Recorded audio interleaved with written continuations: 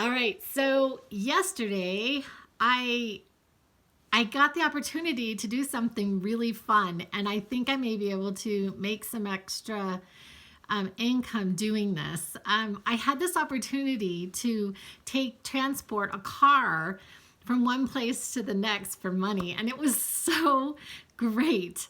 I had expressed in earlier videos the fact that I really, really like cars, and I do. I like them a lot.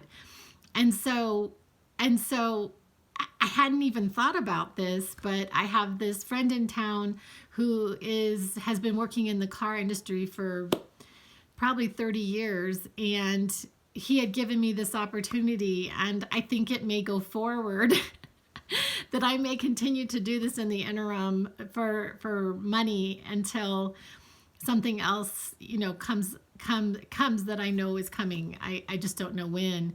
And so I'm really grateful for this opportunity. I'm so grateful for the opportunity to be able to make some cash.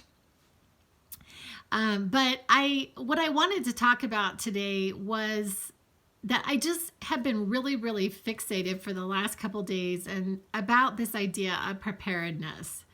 And what I've really come to with it is it sort of depends on who you're preparing for. So it depends on who you're preparing for, and it depends on the situation. Um, because I really ultimately believe it is best practice to be on time.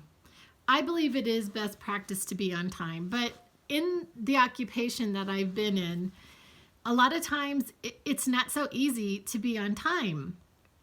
When you are in your car and you are driving all around a county and stuff happens. Like I remember one time I was late for a visit because there was a train. Honestly, there's this train and I can't get past the train.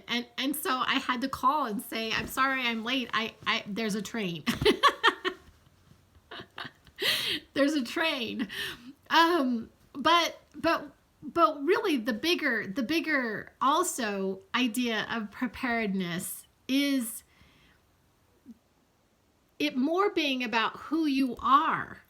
It's more about who you are than almost anything, than even what you do. Like it's about who you are. It's about how people feel when they're around you.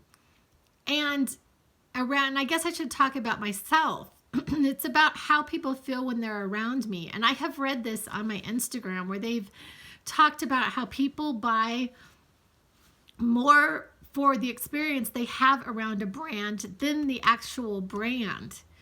And so like I've noticed with myself, it's really, really kind of drives me. Like I avoid places where I got bad customer service. I will just avoid them.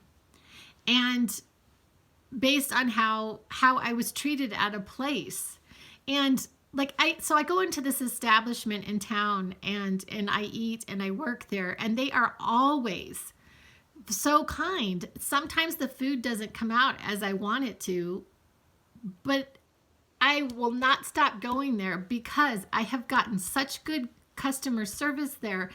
And they almost know me by name. When I come in, they're just so kind and they're like, oh, you're back, And sometimes they actually have conversations with me. And I mean, I just love that. I will keep coming back. I'm a really, really loyal customer.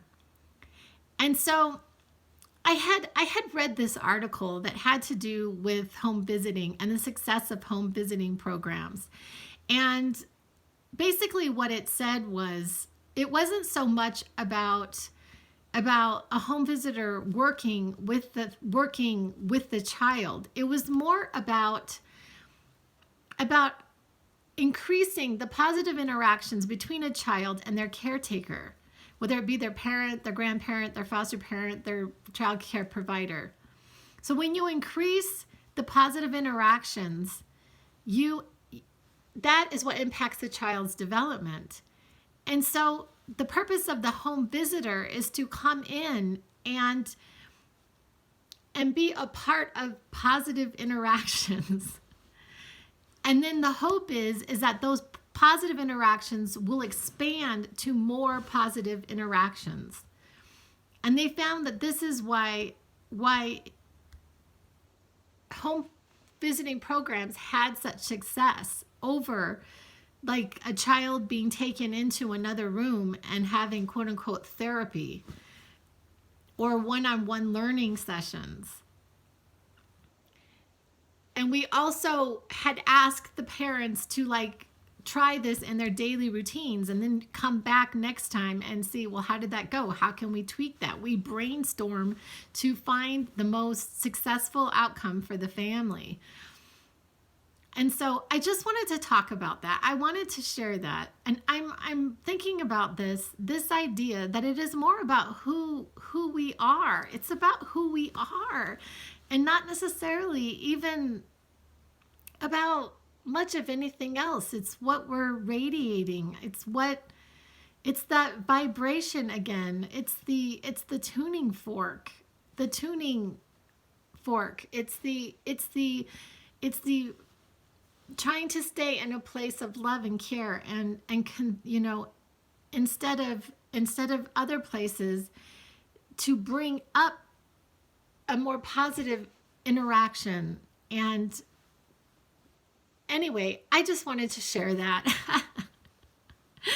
And I'll be back. Love you guys. Bye.